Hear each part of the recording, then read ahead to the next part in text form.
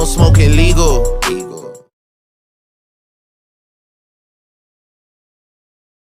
Was happening? What it do? I'm your humble, gracious host of the now new Fast podcast. That is Family Affairs Sports Talk. Hey, quick rundown, man. We had to change it. As much as I love behind enemy lines, being around all these hating, dry snitching, cowboy fans up here. Slow down on that. I'm trying to give the people I don't like this intro. Let's start over. As much as I love my name, man, truth be told, too many people couldn't find it. There was too many other channels with behind the enemy lines. So I had to change it. But since this is, I always got my family involved, specifically my co-host, Mr. Pumpkin Dotson. What's up? That's what we went with. I got my boy Dre, my cousin, he's back in the building. You know what I'm saying? Man, you need to move that cup, man. People need to see your face. Move the cup out the way, man. We don't want to be looking like the and this ain't the AFC week, no way. You know what I'm saying? So yeah, we gonna give a deep dive this week on the NFC. We're gonna talk about, pretty much all the teams, we're gonna give some type of attention to. But we're gonna give a deep dive on the NFC. And we're gonna have a new segment at the end for our viewers, that we're gonna be introducing. But let's go and get this thing started, man. Let's not waste no time. We're gonna start off with the NFC South. And Dre, I want you to kind of give us a quick rundown, man. Tell us what you think about that division. Who you think is gonna be the powers in the division, you know what I'm saying? Who's gonna be the weakest links, with off-season additions, drafts, all that type of thing. Just give us, your overview of that division. Oh man, quickly, man, I think it's gonna be arguably the most competitive and toughest division in football. I like what each team in the division has done. New Orleans is New Orleans. They're gonna keep the machine rolling and keep going.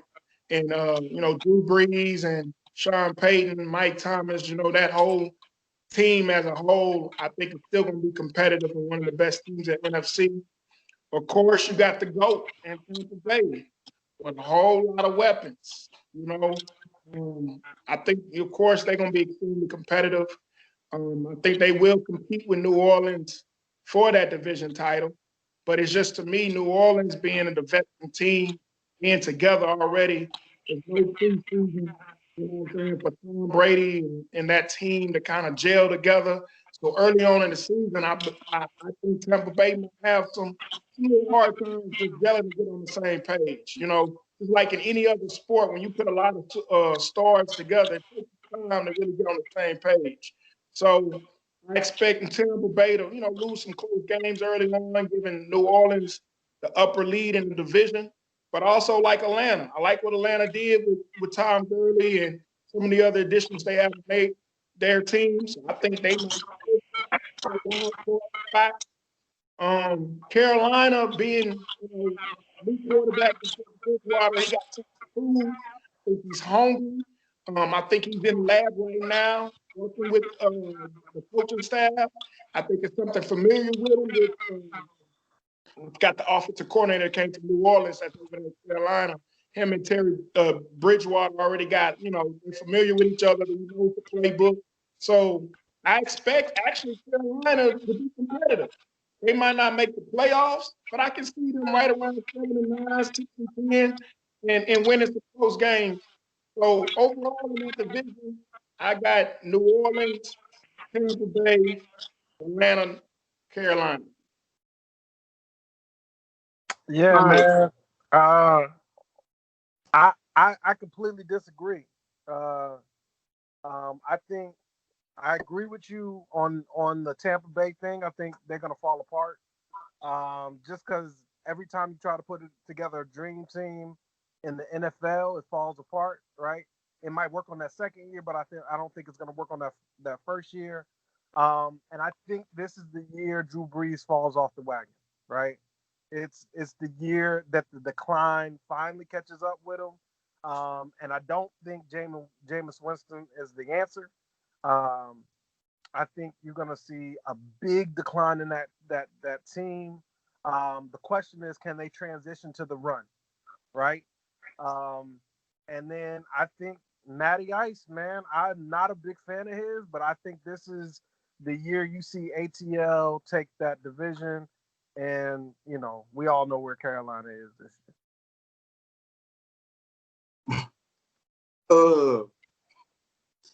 So before I chastise both of y'all for the outlandish things that y'all are sitting up on this podcast saying, what type of impact do y'all think Emmanuel Sanders is going to have on that New Orleans Saints team?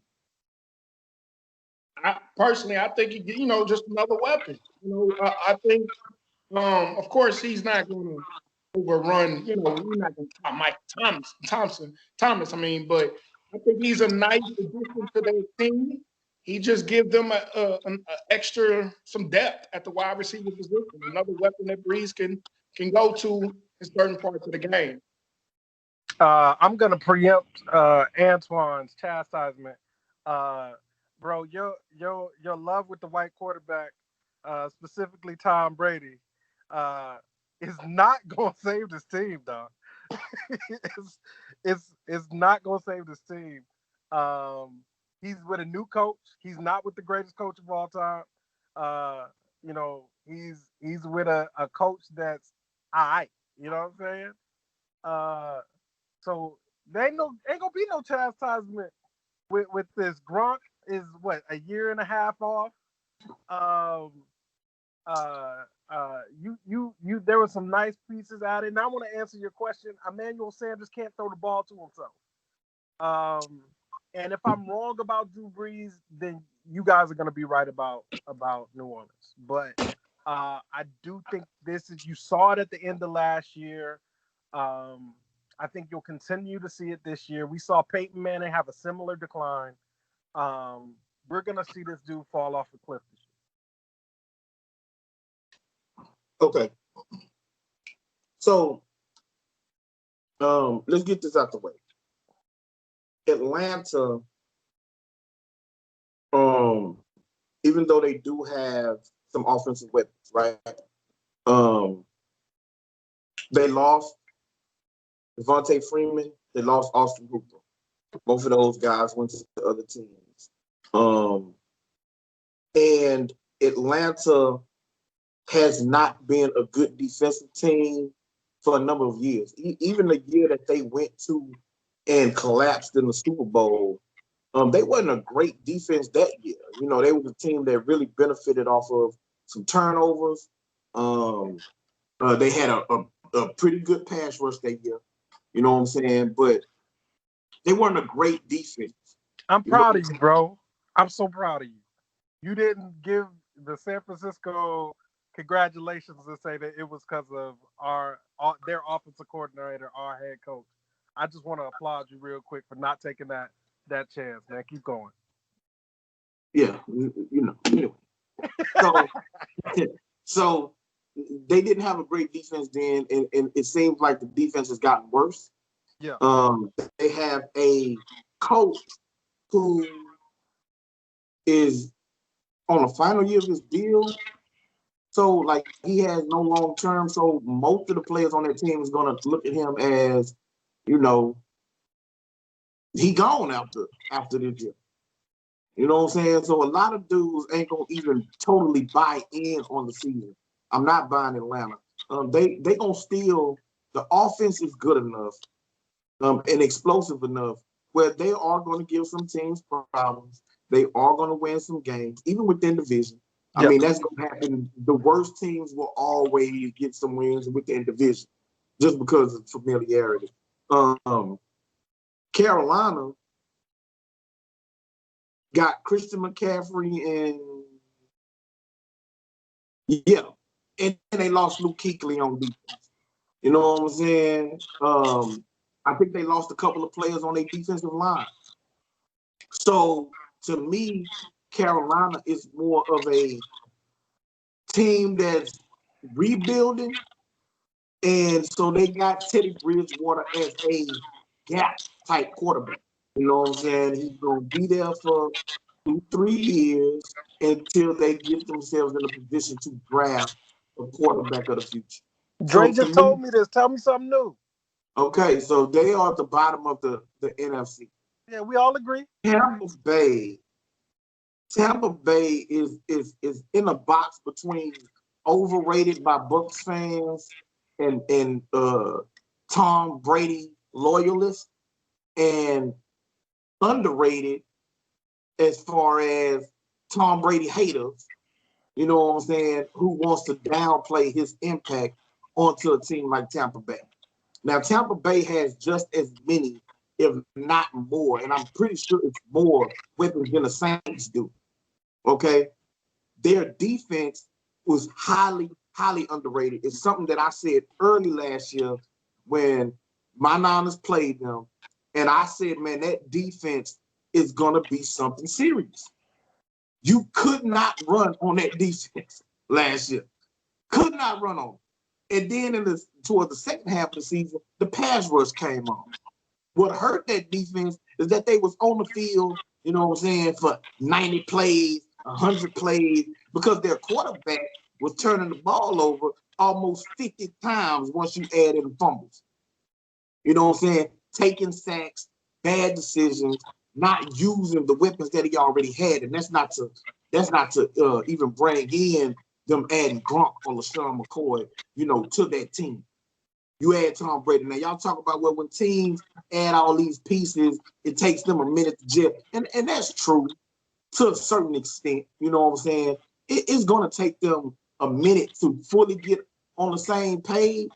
But at the same time, from everything that I've been hearing from afar, Tom Brady has taken over the offensive side of the ball over there on that team. He's getting guys together. He's telling guys where they're supposed to be. And they're seeing the work ethic of a GOAT. And that's going to motivate, hold on, Duncan. That's going to motivate everybody on the offensive side of the ball. The defense is going to be better because they're not going to spend as much time on the field. Tampa Bay is going to be a bona fide problem. Hey, bro, listen, I don't want to cut you off too much. I just know we've been on 22 minutes. So we got a little bit to go. All I want to say is your boy is cliff diving with Drew Brees. Get the parachute ready. He cliff diving with Drew Brees. They both falling off. But that's been a narrative for Tom Brady for the last 6 years that he was falling off a cliff. But we saw the numbers follow last year. Yeah, we saw the talent follow also. I mean, let's not act like Tom Brady was surrounded by great players his last year when has he ever been? When he had Randy Moss, when he had Wes Welker. All right, so in 1932. When he had Rob Gronkowski and Julian Edelman and Danny Amendola and Aaron Hernandez. Like, he's been surrounded by a lot of talent in New England. I've been trying to help you wrap this up, bro. No, you're not trying to help keep going on this. Like you sitting up saying that the man finna fall off a cliff, and I'm saying put last year aside. Okay. You know what I'm saying? That don't worry about last year, because and Dre put his face all close to the camera. There was a lot of injuries to Edelman. There was injuries to the first round pick at wide receiver.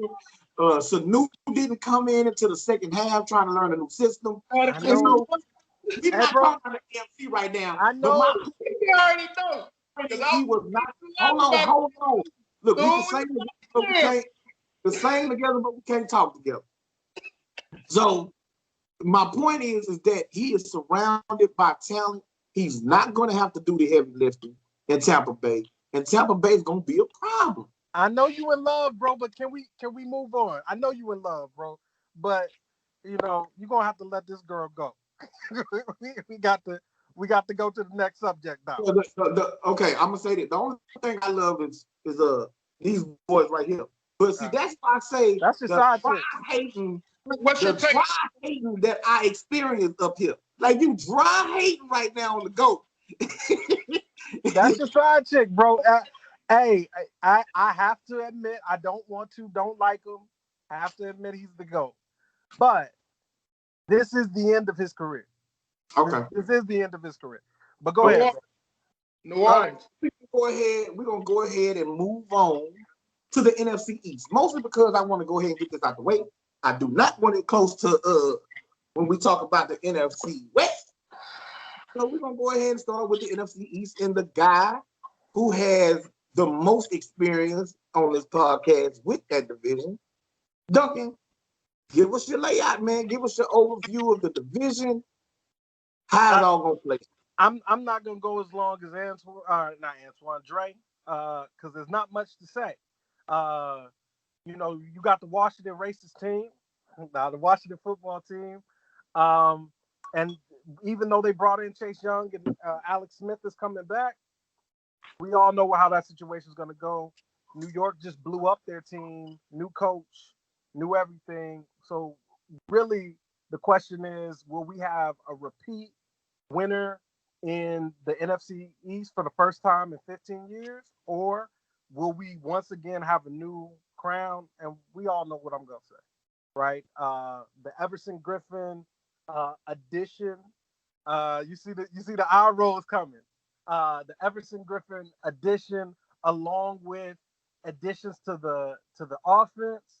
I think the Cowboys put in a great season this year. I'm not saying 13-3. I'm not saying we're about to blow it out. I think they're going to have some bumps with a new coach. But I do think we take this division, which is the easiest division in the NFC. And I think you get a similar output from the Eagles that you did last year. And we end up with the division.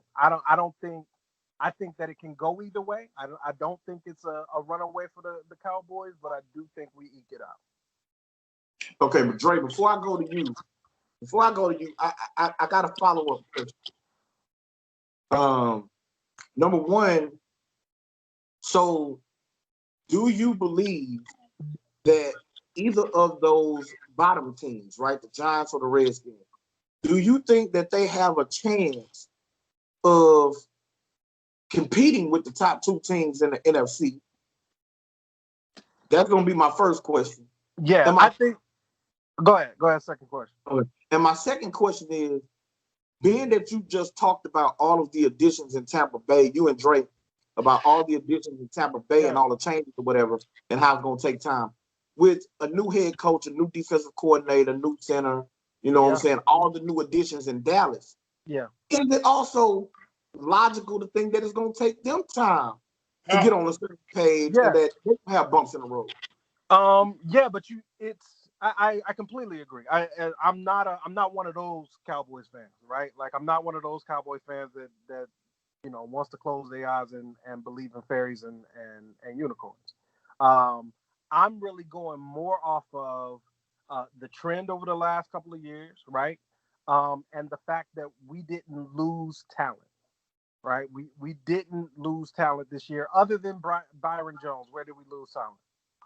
Just your Pro Bowl All-Pro center. All right. So when we had the Pro Bowl All-Pro center last year, coming off of an illness, right? We missed the playoffs. The year before, the same center that we have now, Joe Looney, we went to the playoffs, right? So we are able to do it with Joe Looney. Right? But didn't y'all lose 1,000-yard receiver too? You said what? Didn't y'all lose 1,000-yard receiver or close to 1,000-yard receiver? And we replaced him with CeeDee Lamb. I'd take CeeDee Lamb over Cobb any day, bro. That's still unproven. He a rookie. Sure. And still got to learn the offense. That's going to take a minute. See, the question is will CeeDee Lamb be legit this year as a third receiver, right? We're not asking him to be a number one receiver. We're asking him to be in the slot, take all that athleticism, and Cobb had 800 yards, and that was good. You know what I'm saying? I appreciate what it did. But if you look at Cobb's numbers, he had a bunch of drops. That's something that you don't get out of CeeDee Lamb, right? He's he's had sure hands. So in all the chances that Cobb lost, we get that back in CeeDee Lamb, man. Like I said, I'm not calling this a runaway win for us, but I do think that you'll get more out of Dak Prescott this year than you will out of Carson Wentz because of the talent around him, right? Not because of the talent comparison between the two quarterbacks, but because the talent around Dak is way better. You'll see that in the team wins this year. And it's not a new offense for real, right? You still have the same offense coordinator. Well, technically, yes, but the verbiage is going to be completely different from what I heard. No. So that's what I heard. I'm saying I heard on the radio that the players were saying the only thing new that they had to learn was the verbiage that they brought in with McCarthy. I got you. So McCarthy was asked about that, and what McCarthy said, and I don't want to go too long because we got two more divisions to get to. But what McCarthy said is that he is learning the majority of the new verbiage, and yes, there are some new things for the quarterbacks to learn, but for the most part, he's learning the verbiage that they had before him. All right, Dre, give me your opinion.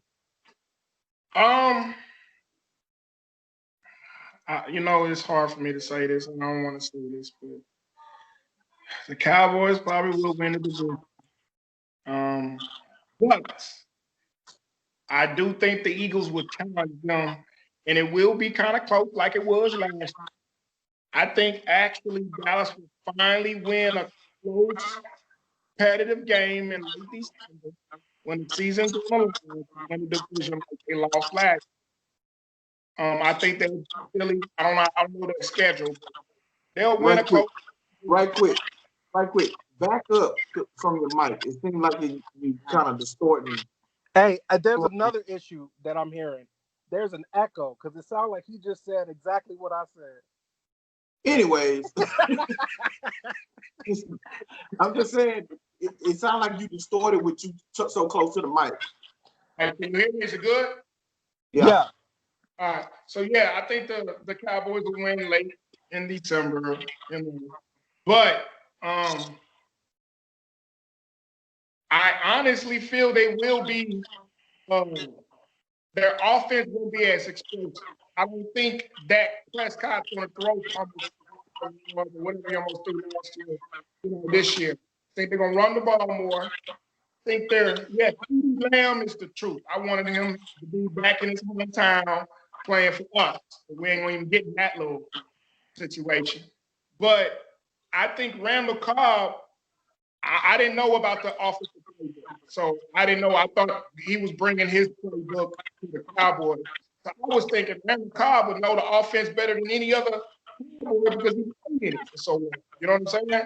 So I think that was an advantage having him on the team, a veteran wide receiver who knows the offense. But since they're keeping the same offense, I'm assuming, then, CeeDee Lamb can be productive. I just think with a rookie, when you don't get that game speed, you don't get to get on the field and season, no OTAs, none of that. It's going to take him week 5 before he really adjusts to the speed of the game and be productive. But anyway, Cowboys in the division, Eagles a close second. But don't sleep on the Giants. I like that quarterback they have. We all know that beast they got at running back. So I think they'll still be competitive. We ain't going to discuss it. Yeah. I wanna jump in. I think actually look out for Washington, right? I think if he asked me if it would be competitive, if there any of the other teams could be competitive, I think Ron Rivera can get a lot out of a team that's not supposed to do well, right? He doesn't really take them to the promised land, but he does get them to play above where you think they would. I think Washington. But they have been to a Super Bowl. He has led a team to a Super Bowl. Yeah. Promised land is to win the Super Bowl, is all I'm saying. Right? I think that Washington can win, and I think that for for games, the Giants can be dangerous. I think Jason Garrett has something to prove. Nobody really questioned how smart he was. I think you're going to see a good offense out of him, especially with Saquon. He's going to use Saquon to the utmost. I think you're going to see a dangerous team in the Giants. I think if everything comes together for Ron, you could see a competitive team out of Washington. Go ahead, Dre. Quick question. I don't know the Cowboys schedule. Do they play the Giants in December? Late December? Do they play who? Do the Giants and the Cowboys play late December? They usually do. I don't know it off the top of my head. Let me pull it up. I'm just wondering if by chance, Jason Garrett can help knock the Cowboys out the playoffs and prevent them winning the division by, calling his best offensive game of all time, and Barkley go off for 250 and the quarterback throws for 300, and the Cowboys losing. It's the last game of the season. That's all. Last game of the season is versus the Giants. Oh yeah. Where's it at? Dallas Stadium or New York? It's in New York. I'm the first to say it. That might be poetic justice. I'm just saying, the Cowboys tend to have that bad luck like that. You know what I'm saying? It might be something beautiful. Antoine, we might be having a good day in late December. All right, look. So here's my take, man. I do think that the Giants and the Redskins are battling against being the bottom feeder team. For Washington, to me, the only thing I truly believe that's going to keep them from being a truly competitive team, a team that's looking at 7, 8, 9 wins, and not being a walkover, is the difference between Haskins starting and Alex Smith starting. If Alex Smith starts, the Washington Redskins is going to have the second best defensive front in all of football. That defensive front is scary. They dirty, bro. It's scary. And they just added Chase Young. Yeah, Chase Young in a draft. So up front, man, they're gonna be scary. They're gonna be nasty. They're gonna have a good defense. Alex Smith is a steady as you go game manager type player. He ain't gonna turn the ball over, and he can manage a team in low scoring games or close type games. And Ron Rivera's gonna help turn that defense around. The Giants, I think, and I think Duncan touched on this. With Jason Garrett, with the weapons that they have, that team is tailor fit for the type of system he likes to run. You know what I'm saying? Heavy running, play action, you know what I'm saying? That type of thing. Is the offensive line going to be able to hold that? Because in that division, with Philly, with Dallas, with Washington, if that offensive line can't hold up, Jones going to get killed, man. If that young man ain't going to make it the year, Saquon ain't going to make it the year, or he ain't going to have nearly as good of a season as you would think he would.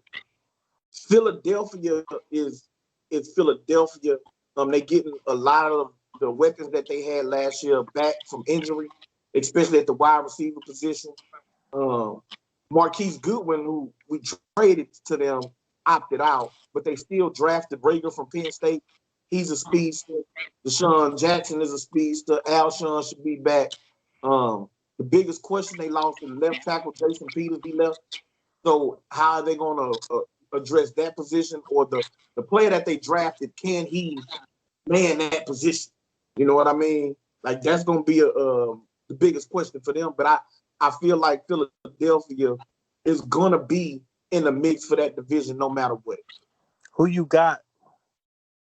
I got Philly pulling it out by a hair. And I'm gonna get to my reason why, but I want to touch on Dallas. I don't want people to act like I'm not giving Dallas, you know what I'm saying, no type of credit, just because I think they scum. So Dallas, has attempted this offseason to follow the San Francisco 49er blueprint. And that's good. That's fine. You know what I'm saying? With all of the resources that they have put into their defensive line. I'm talking about from Gerald McCoy, to Dontari Poe, to Alden Smith, to bring it back Gregory, to Everson Griffin. You know what I'm saying? Don't know about Gregory yet. I'm saying, but you still, your team still wants to bring him back. You know what I'm saying? That is a lot of resources on the defensive line position. And in my opinion, and ain't nobody gonna change it. They looked at San Francisco and say, man, that team basically went from one of the worst defenses in the league to the second best defense in the league and number one against pass defense, all because they invested in their defensive line. That's my opinion. So Dallas invested a whole lot into their defense. We got a new coaching staff, you know. Hold on. They invested a lot in their defensive line. To me, they put most of their concentration on the defensive side of the ball, even adding Ha Clinton Diggs. Diggs or Tiggs, whatever his name is, you drafted a cornerback to try and take the place of Byron Jones. You know what I'm saying? So they really look to address the defense mostly. I know they got CeeDee Lamb, but he kind of fell in their lap. They feel like they couldn't pass him up. You know what I'm saying? They do got Joe Looney. He's nothing close to the no, he's not loss. To a healthy your right guard, or maybe it's your left guard. One of them is dealing with an injury. He's coming back from an injury. He's coming back from an ACL, Connor Williams. But he's in a battle, a training camp battle anyways. He was going to be in a training camp battle anyways for the different Connor. Can't remember his last name, but we drafted him last year and liked him a lot. So he was always going to be in a battle this year. Right. Okay. So I feel like the reason why I'm going to pick Philadelphia over Dallas is because you're a hater. But yeah, go ahead. No, the defensive coordinator. I actually have experience of him being the coach. I think this is fair. I think this is fair. Keep going. His system that he likes to run is a complicated system. Yep. Right? He likes to be multiple. He likes to do a bunch of disguising and moving around and that type of thing. And I feel like for the defense to truly grasp his defense, where everyone knows where everyone is supposed to be and everybody is just doing their job. They're not trying to make up for somebody else. They're not guessing. You know, they're not just going off of straight instincts, but of understanding the defense, where your weaknesses are, where you're supposed to be, how deep your drop is supposed to be, that type of thing. Passing off receivers and tight ends in coverage. That understanding does not come in this type of a system. Year one. I got you.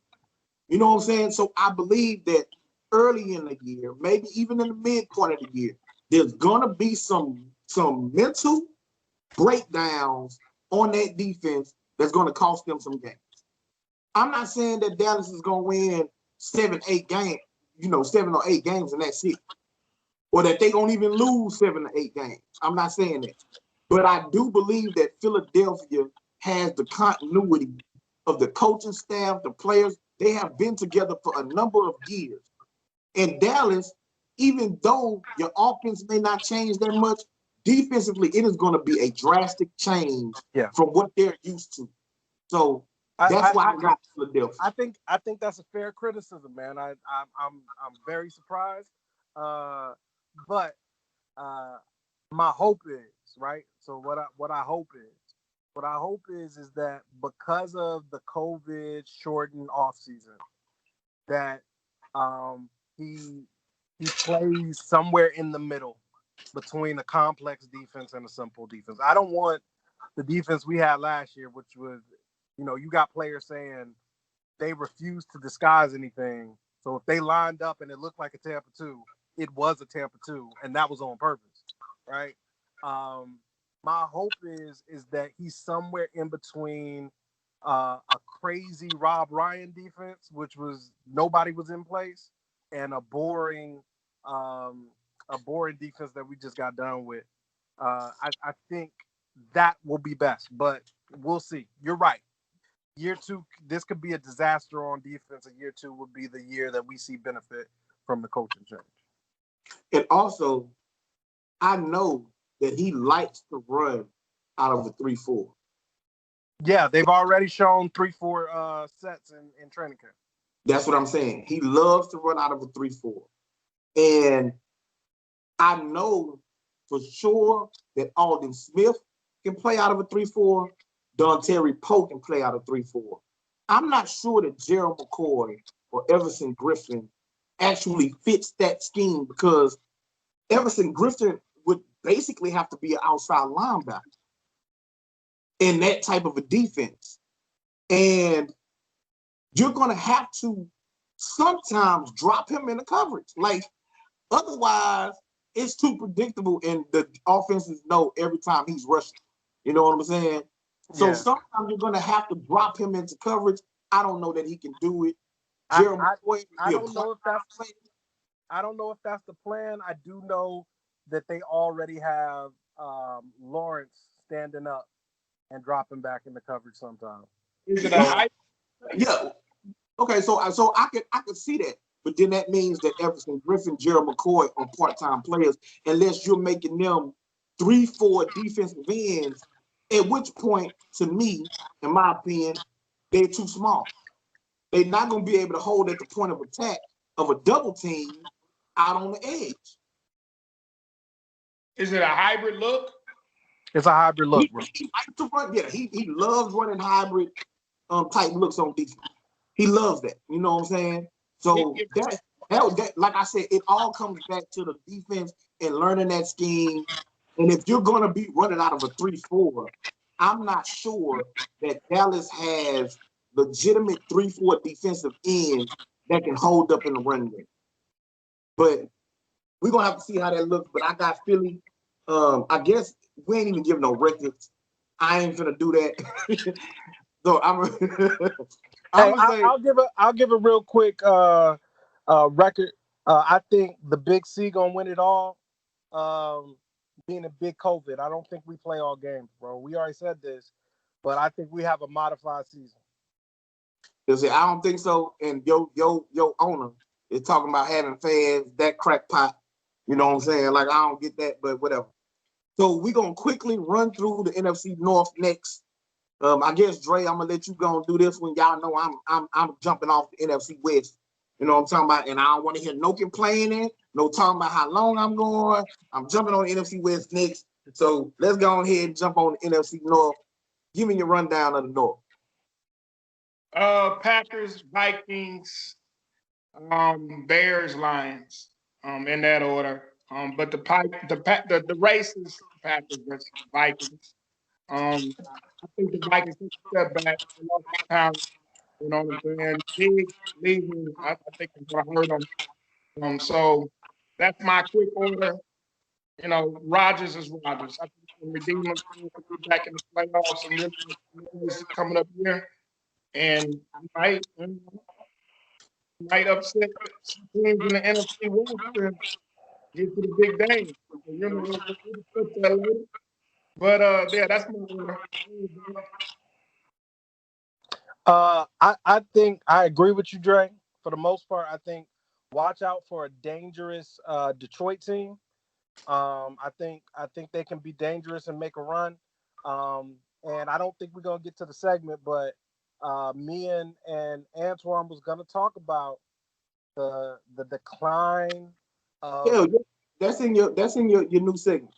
Yeah, but we already almost an hour in, bro. No, we're not. We are 40 minutes recording. You looking at overall time. Okay. But yeah, so you know, I think there's a possibility that you see some decline. I don't think he's cliff diving like the other two quarterbacks I talked about. I still think he has something in the tank, but I do think there is something wrong with Aaron Rodgers' game right now. So watch out for Detroit. Go ahead. So who you had winning the division again? Oh, I Packers with him. Same Packers. same basic thing. I think the Vikings are right there, but the Detroit Lions could go on a run at the end. Yeah. So I have the Bears last. I have Detroit in third. But barely, I believe, behind Green Bay. I think Green Bay is going to be second. I got Minnesota first. Detroit was playing really, really good football at the end of last year with Stafford. And so I think that they are going to kind of build off of that and carry that over into this year. Green Bay, I think it's going to be a good team, but I believe there's going to be some turmoil. So there's going to be an undercurrent of turmoil because of the love kick. Now Aaron Rodgers could try to come out and show the world, you know what I'm saying, that he's still Aaron Rodgers, and make things tough on them. But ultimately, I think that Minnesota is too complete of a team on both sides of the ball to where they're gonna win that division. I think they're gonna win it by a game and a half. You know what I'm saying? I think Green Bay won a bunch of games last year, a bunch of close games. And to me, I think, law of averages, some of those games is just not going to go their way this year. I think they went 13-3 last year, something like that. So I think that they can still win 10, 11 games this year. I just think Minnesota's going to be a little bit better. So I'm going to take Minnesota over top of Green Bay. Detroit third. I got Chicago coming in last. I don't really know about the quarterback situation. Defense is going to still be good, but it don't seem like it's a whole lot of weapons over there on that team for them to make a bunch of noise in the NFC North. So now we get to the best division in all of football, hands down. Ain't no question about it. Ain't no need second guessing it. You know what I'm saying? The best division in all of football. I have the St. Louis, whatever they is, the LA Rams, the Vegas Rams, whatever they is. I got them coming up last, bringing up the rear. But I still think that they are going to be a team to be reckoned with.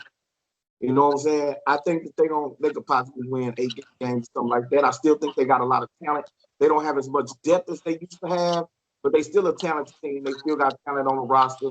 They still got a head coach in Sean McVay who can, scheme and offense. You know what I'm saying? I got Arizona in third. You know what? Get it. Both of them teams gonna be fighting to not be bad. I'm gonna put it like that.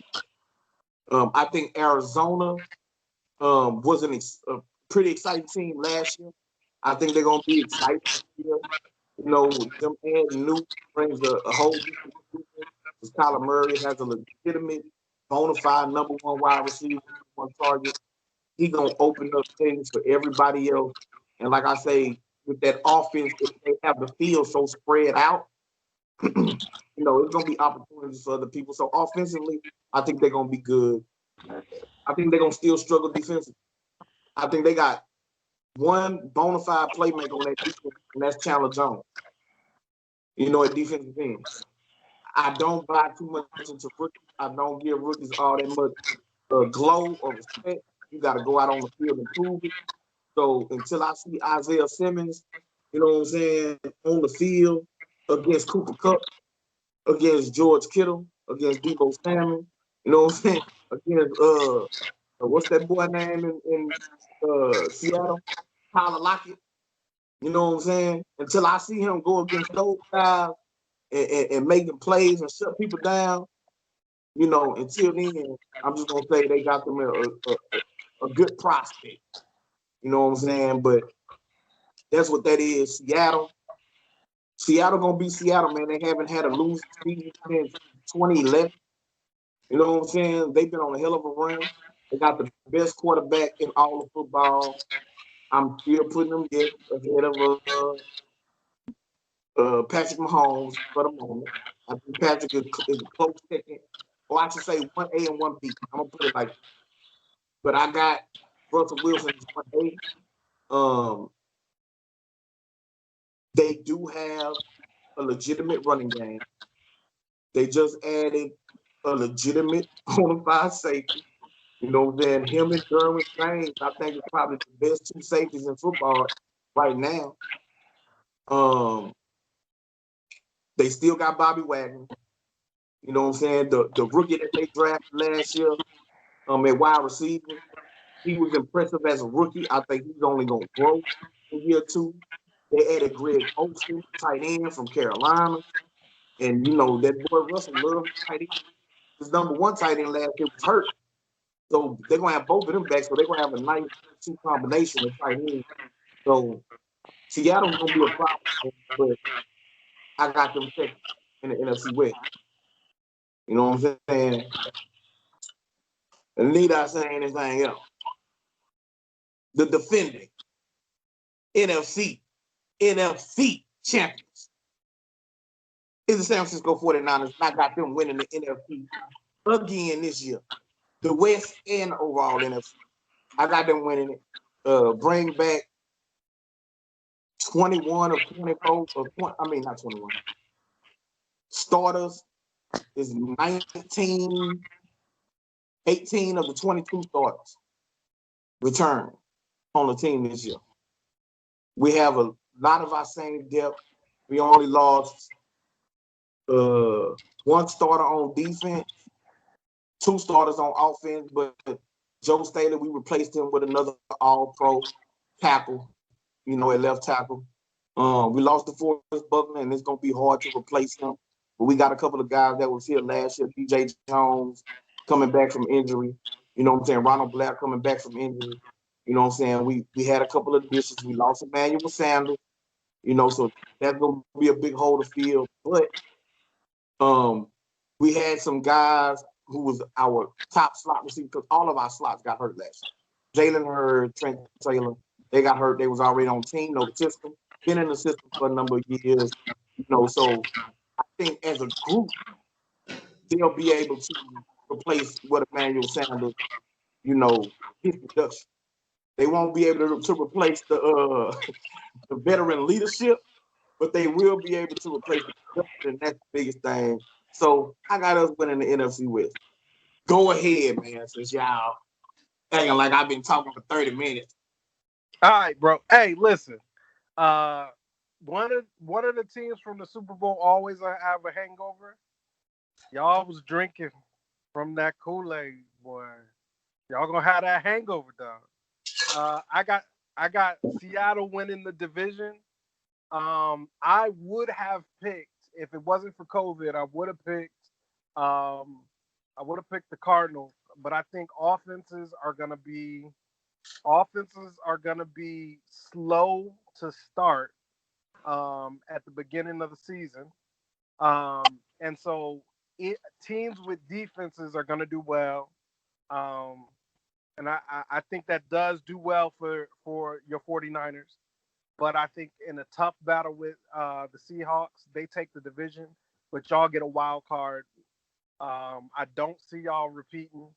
I do think that we'll see Seattle and the Cowboys if COVID doesn't take out the season in the NFC Championship.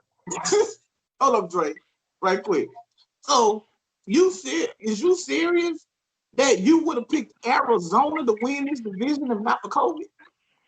Yeah, I think they're gonna. I think with Hopkins, with the gift that Houston loves to give away stuff, man. With the gift that Houston gave to Arizona, I think they were gonna surprise people. In the same way that San Francisco surprised, right? I think that it was gonna be a nice trendy pick, but I think with COVID, your defense is gonna be the first 5 to 7 games is gonna be based on your defense. Bruh, I'm not talking about the trendy pick. You know, people like to make these crazy off the wall picks, just just in case. That's my hot take, bro. They got a horrible offensive line. They linebacker core is weak. They secondary is weak outside of Patrick Peterson. They don't have no running back. Like, how would you? Okay, go ahead, Dre. Go ahead, Dre. Well, I'm gonna make him even mad.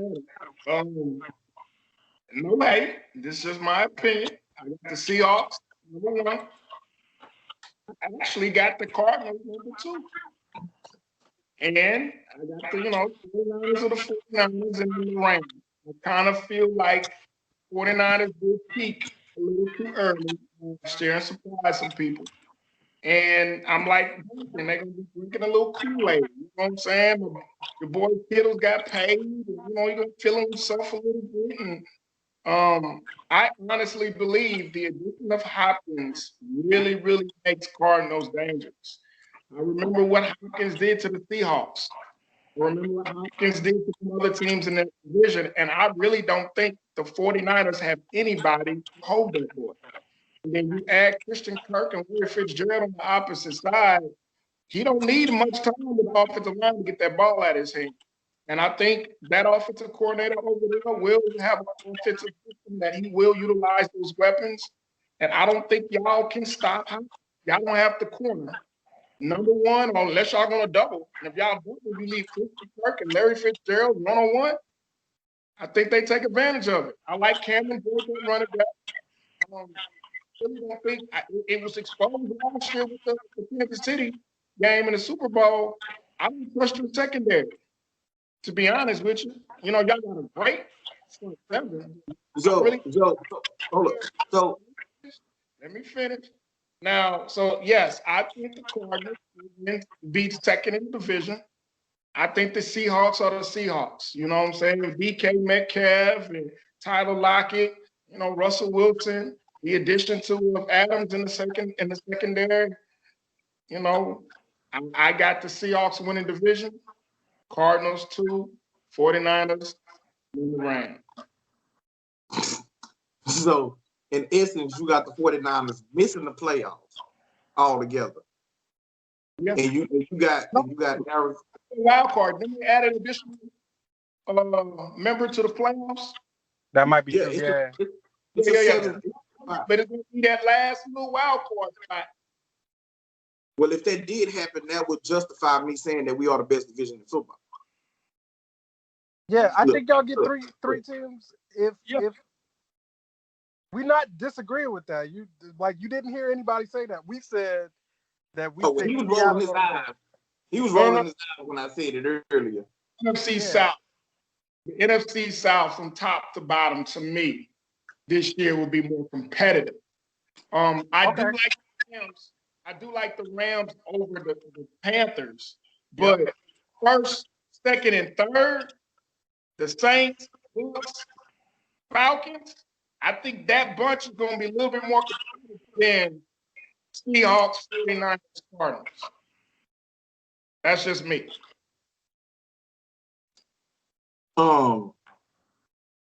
This is such ridiculous take that I didn't forgot the question. I was gonna interrupt you to ask a question, and I completely forgot what the question was gonna be because that is so ridiculous.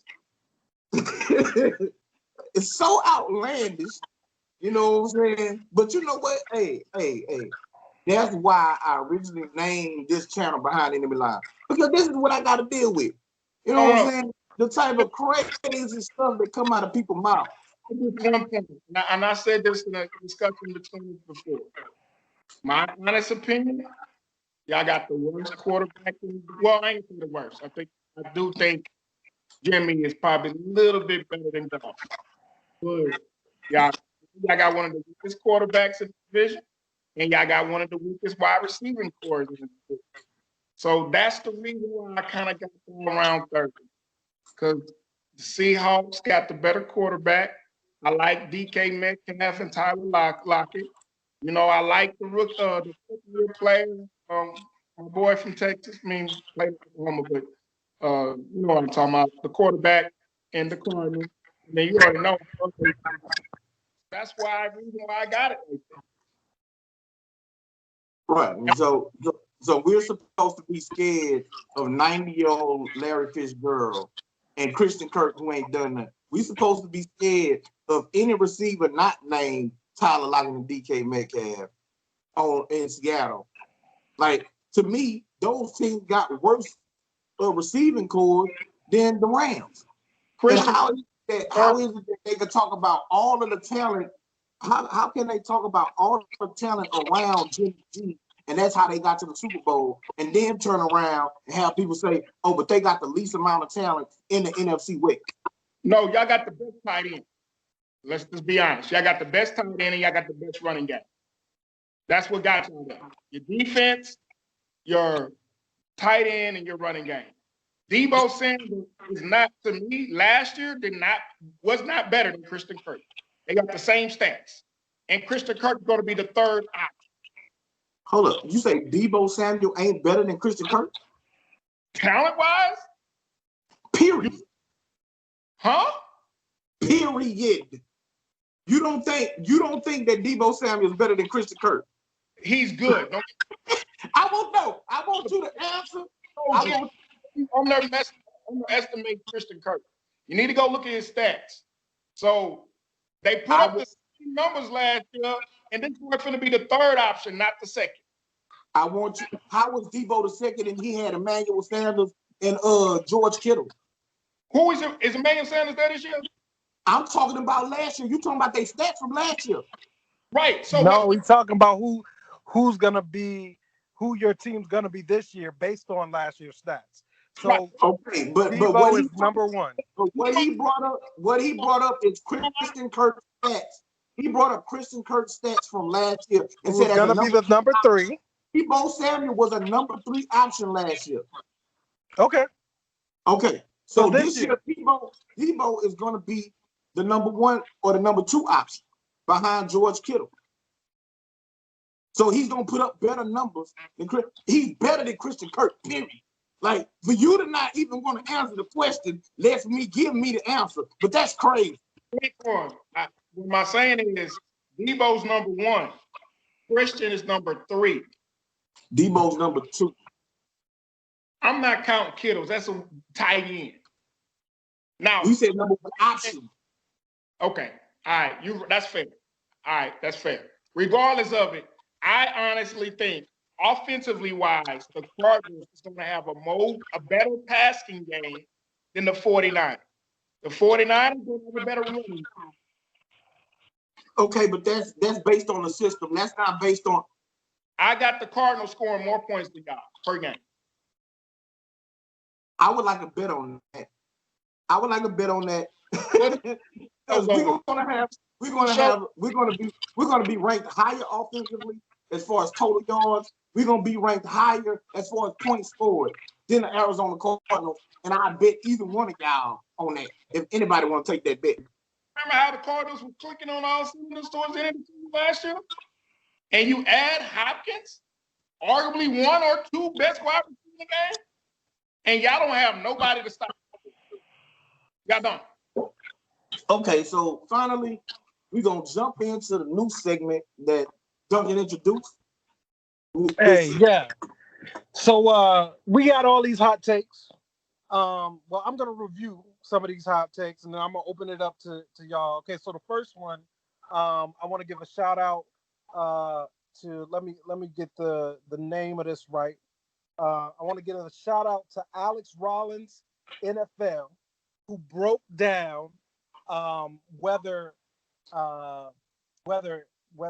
Aaron Rodgers is not elite anymore, right? And this has kind of been floating around in the ether, but Alex Rollins broke it down all the way. So here's my review of him. The boy's boring, right? For a hot take, this is boring. It's not only a boring video, but it's also a boring take because it's not too hot. But that being said, go give it a watch if you're a real football fan, because he really goes into what has changed about Aaron Rodgers' game, and the things that didn't show up before are starting to show up now. What do you guys think? Is Aaron Rodgers still elite? Go ahead, Dre. Aaron Rodgers, what was the question? Does he what? Is he still elite? Top 5. Top 5. Yes, top 5, yes. I agree. I think Aaron Rodgers is still top 5 quarterback. He's still one of the best talented quarterbacks. He got the best arm in the game to me. I haven't seen no drop off in his passing game. You know what I'm saying? He's healthy.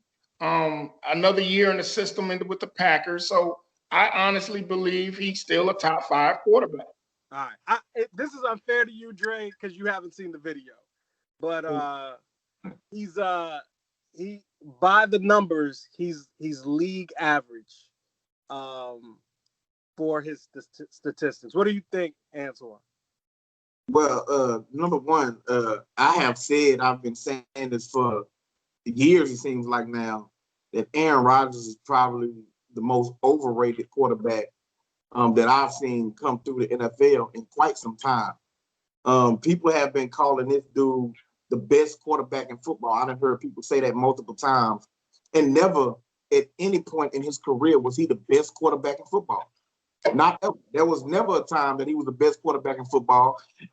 He is in the league. I agree with Dre's reaction right now. Okay. he is.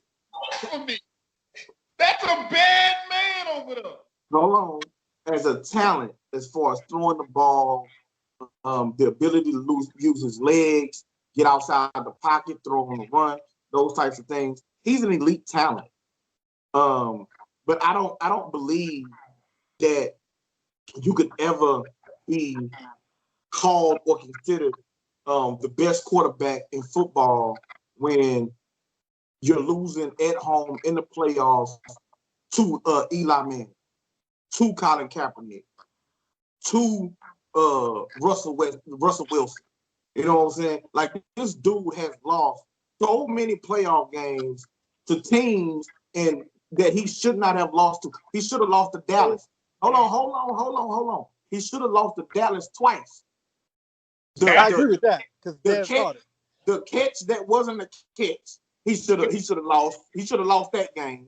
And then, and then with Dak Prescott, when Dak gave them the lead in the fourth quarter, and he runs towards the sideline, throws the ball 35 yards, and the tight end catches the ball behind the doggone cornerback, toe taps and falls out of it. The defense gave up that game. Like, this dude got one Super Bowl win. Okay, he gets to the championship games and gets embarrassed. Got embarrassed by Seattle. Got embarrassed by San Francisco.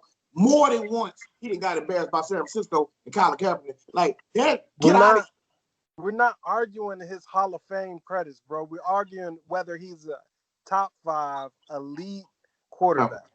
No, he's not. Look, he's probably top 5. Is he elite?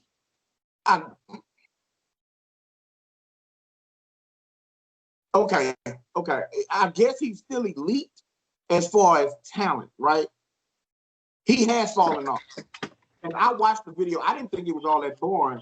You know what I'm saying? I like the analytical aspect of it. I like them showing how in the rhythm of an offense, like he could not function in the offense where it's hit your back throw, get the ball out. You know what I'm saying? Go ahead. Like, he can do it. Go ahead, tell us stand up in the background.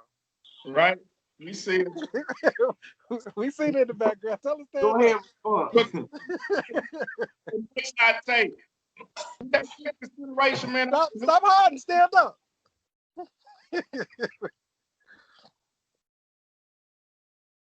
But anyways, but yeah, in consideration that was a new offense he was playing in last year.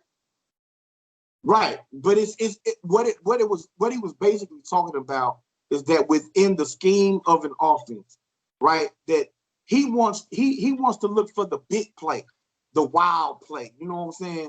As opposed to playing within the frame of the scheme, 5-step drop.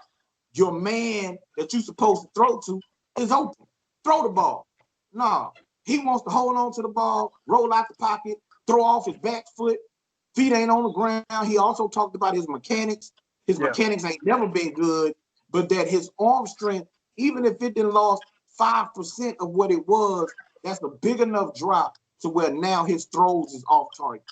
Yeah. So he made a compelling argument, you know what I'm saying, for it. I still think that he's in that category of being an elite quarterback. My only issue with Aaron Rodgers has always been them calling him the best quarterback in football. Yeah. Now I don't think he's elite. I agree with the video. I think he has compelling arguments, both statistically and from a film point of view. I agree with you, Antoine, that it's a good video. I just think if you're used to sports radio talk, it's not sports radio talk, right? It's a film watcher's take. Yeah. So you mean it wasn't a bona fide hot take, right? You know, like you get on the radio. Like I got one. I'm gonna throw it to you, Dunk. That with the additions on defense and on offense, the Dallas Cowboys are a lock to get to the Super Bowl this year.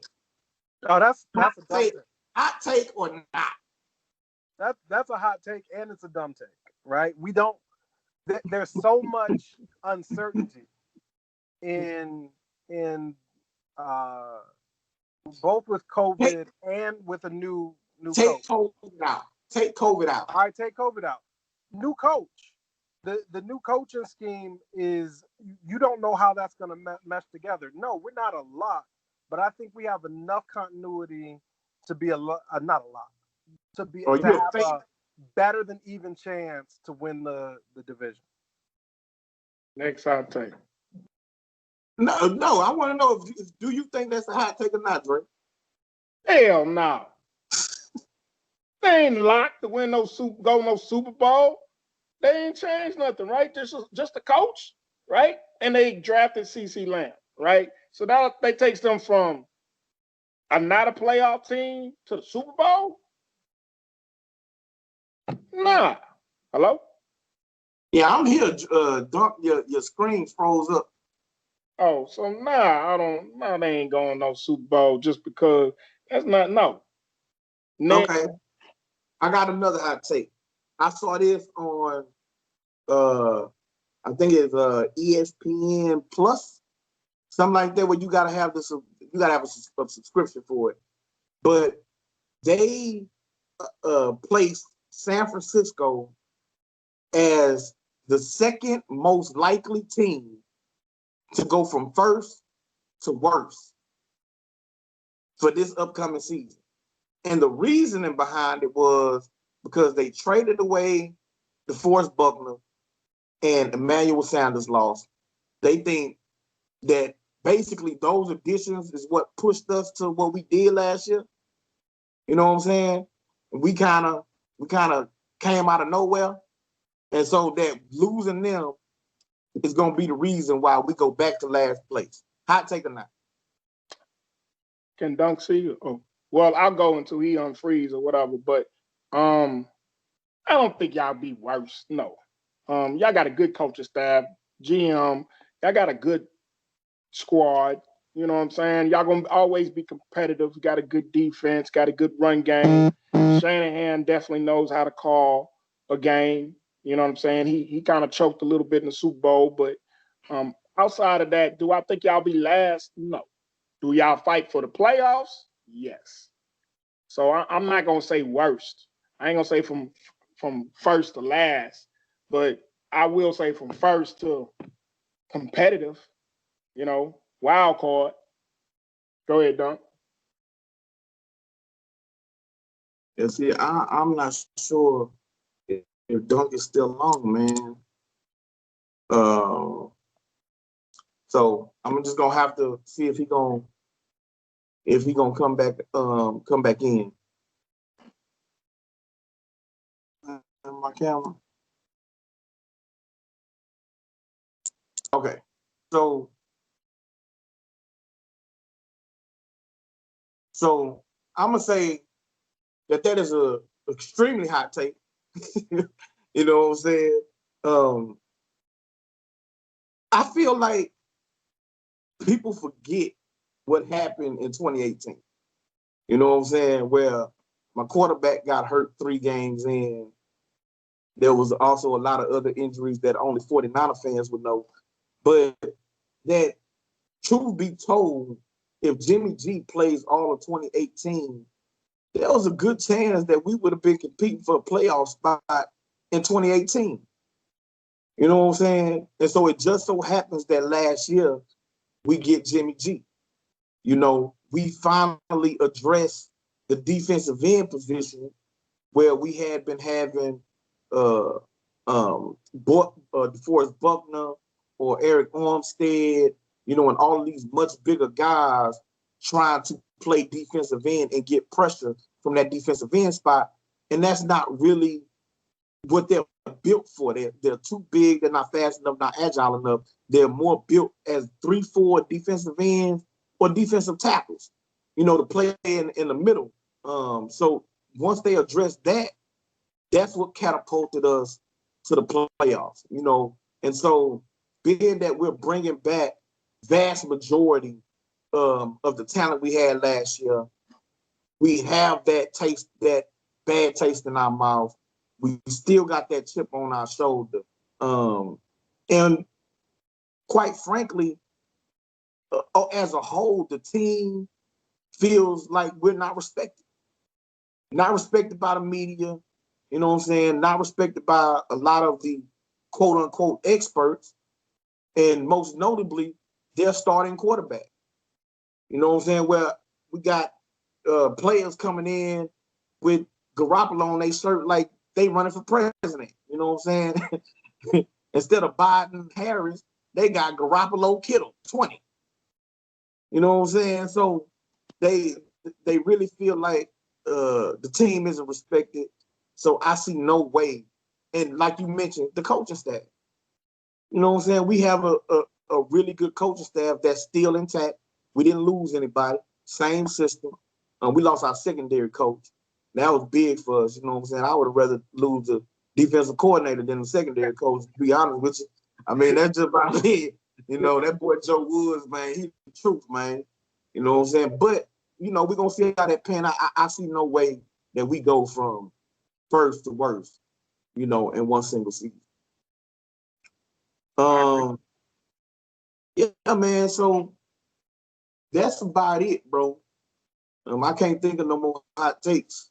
Duncan dropped out. I think something happened with his phone. Here's a quick hot take, since there ain't no Cowboys on here right now. Okay. Hot take. This the last season Dak plays with the Cowboys? That's not a hot take. That's not a hot take. Because of the COVID situation, right? Mm-hmm. Where the thinking is that the salary cap is going to take a big hit. You know, where it could drop down to 175 million from 200 million, I think, where it's at right now. To tag Dak again is going to be 37, almost $38 million. That's going to be, I think they said 21, 22% of the salary cap, period. You know what I'm saying? Could Dallas say, look, man, we can't afford to pay him that? You know, so let's sign Andy Dalton for around 17 million, 16 million for about 2 years, trade that for a couple first round picks. You know what I'm saying? And see if we can manipulate and maneuver our way into one of them top 5, top 7 picks to draft us a quarterback. I truly believe, and I've been telling Cowboy fans this for the last month, however long it's been, last few weeks.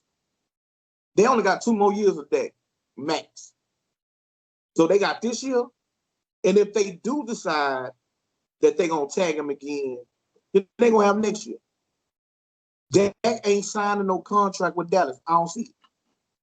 I don't see it. I think from the moment that Dak went to that organization, that building, to sign that franchise tag, he had already made up in his mind. That's it. I'm out. Last time you see my signature on a piece of paper. Huh? Well, no, they're gonna have one more time if they tag him again. What's but that, as far as the long term, because the tag is only for 1 year.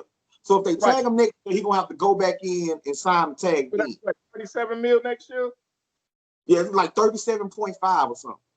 Yeah, my question is it's the average, right? So does that go up a couple million if Watson gets 40 mil?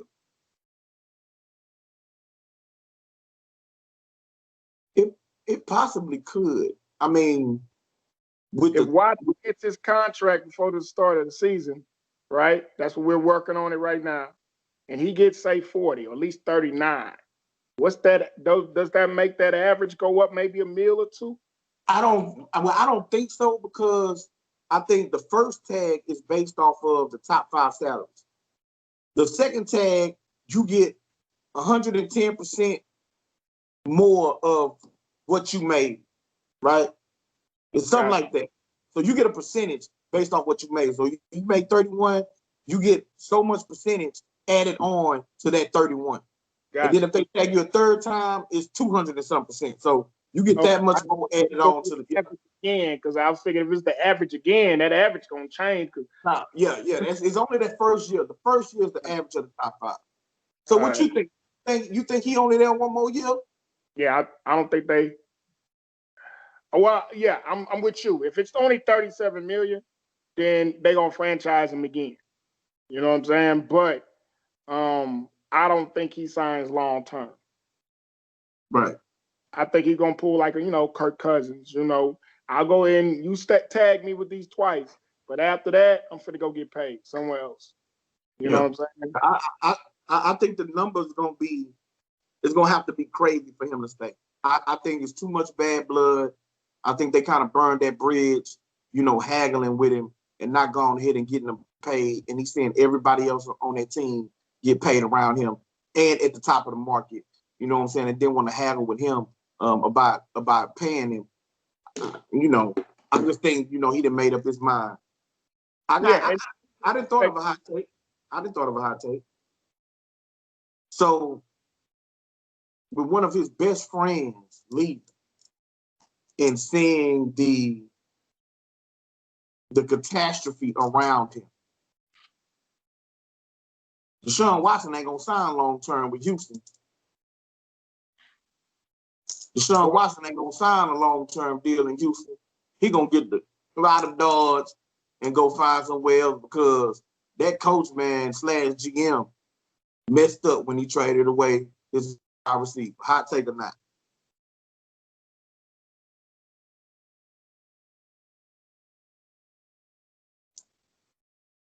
Not. No, I got to make sure I'm answering this question right. Because, yes, I do think he's going to sign a long-term contract. And that's because I don't think it's going to be nowhere near what Mahomes did. No, he ain't signing 10 years. Do I think he signed a 5-year extension or 3 to 5 year extension? Yes. Probably more around the 3. I think he will do a 3-year extension so he can hit the market again and see where the franchise is at. Do I think that was a slap in his face with the Hopkins trade? Yeah. But what I'm hearing, sports radio, people that's connected to him, he really do like what he see for as the wide receiver crew he has. So I think he's really going to he loves the new offensive coordinator. The play calling, I think are on the same page. So I honestly think it's more of a wait and see. Do I think he's going to sign the extension before this beginning of the season? Yes. I think he's going to be around 3 to 5 years, $40 million a year. He's going to get his money. But when that contract's up or get close to it, we're going to see where the franchise is at that particular point. So you didn't read anything into when he gave an interview recently and he said, I love the city, I love the fans, I love my teammates, I love the organization. I love ownership. Never said he loved the coach. Never brought the coach up one time. Not the coach staff, or nothing.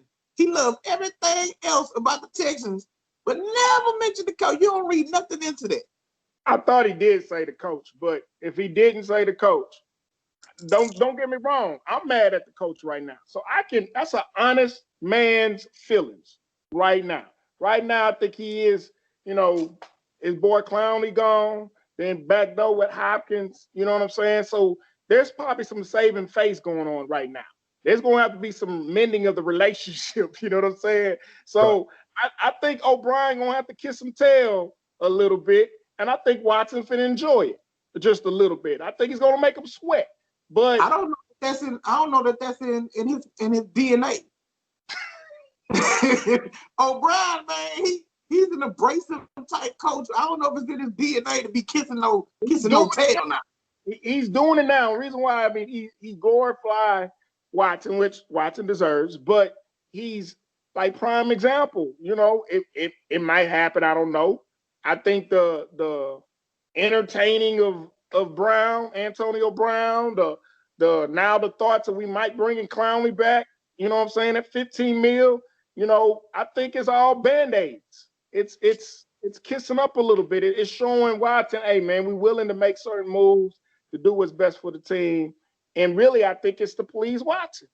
And don't get me wrong, it's still trying to be competitive, but if I honestly believe O'Brien knows his coaching career at this point in Houston is connected to Deshaun Watson.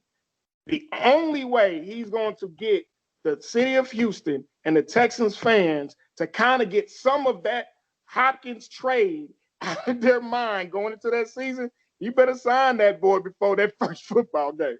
He's going to have to sign Watson to some kind of extension so Houston can say, whew, for at least 5 years.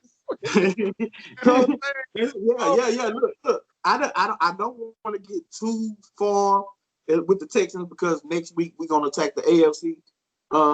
But I have been paying attention to that, and I have been thinking to myself, man, if this boy don't sign with the Texans before the season starts. Yeah. Now, if he don't sign before the season, then I sound the alarm. Sound the alarm. Because I know the Texans and the organization is definitely trying. There's talks that down here in Houston, they're negotiating all that. If he doesn't sign, then I agree with you. It's smoke in the city somewhere. You know what I'm saying? But then at that point, O'Brien better be getting ready to go duck and hide somewhere. But I don't know who you would blame, because if Watson wants to leave, if he's so upset about it and he ain't got over it yet, he can tell his agent, I don't want you to take an offer unless it blows your mind. Like literally blows your mind. So don't let them come up and say, well, we'll give you 38, 39.5, we'll give you 40, we'll give you 40 and a half. It needs to blow your mind. It needs to be such a crazy offer. Well, you'll be like, say, I'm coming to sign it. He out of town right now, but I'm on my way. I'm going to stand in for him. It needs to be that type of deal. If that's his stance, then Houston could be in a position where it's like, look, man, we didn't offer this dude 40 and a half for the next 5 years and guarantee 75% of it. Fully guaranteed. He won't take it. You know what I'm saying?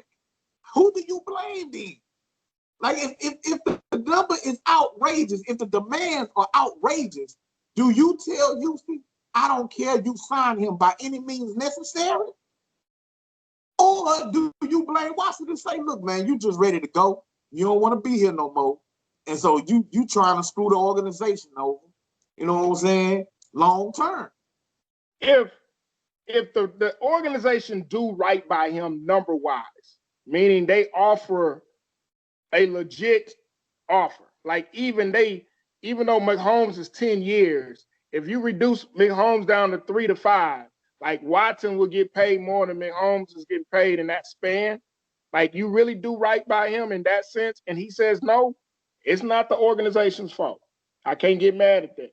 You know what I'm saying? Like, they tried. Now, if he wants to go for other reasons, I would hate it as a fan. He's the best quarterback in Houston since Warren Moon. So, yeah, it would hurt bad, but I can't get mad at them for that. You know, of course, then it's going to go back to the, mistake of the Hopkins trade. That would pretty much, then it makes that trade even bigger. You know what I'm saying? But like you said, we'll discuss that next week. But I got one quick question. I don't know if you want to consider it a hot take or not. Did it surprise you, because it did me, that Kittles get his money and then within hours, Kelsey gets paid, but Kelsey took a little less? Did it surprise me? No, because you seen all the money they've been passing out Kansas City. I know that. Chris Jones just got a big deal. Mahomes signed for big money. They kept Sammy Watkins. Yeah, he took a little bit less. You know what I'm saying? It's like, look, wherever he ends up at, look, I'm willing to take a little bit less, but I'm not signing for $10 million like Austin Hooper and them did. You know what I'm saying? But I need to find out exactly where he gonna end up. You know, so if he end up at 17, I'll take 16 and a half. You know what I'm saying? I'll take 15.75. You know, but he ain't just finna blow me out the water. You know what I'm saying? So yeah, when he found out Kittle getting 15, I'll take 14. That's cool. You know what I'm saying? And I'm a Super Bowl champion. I get to stay with the team. You know what I'm saying? That they feel gonna become a dynasty. That don't shock me at all. That don't shock me at all. I really want to. I'm actually hoping that players on my team will take note and say, all right, we got a good team here. I may need to take a little bit less. You know what I'm saying? I don't need to get paid at the top of the market.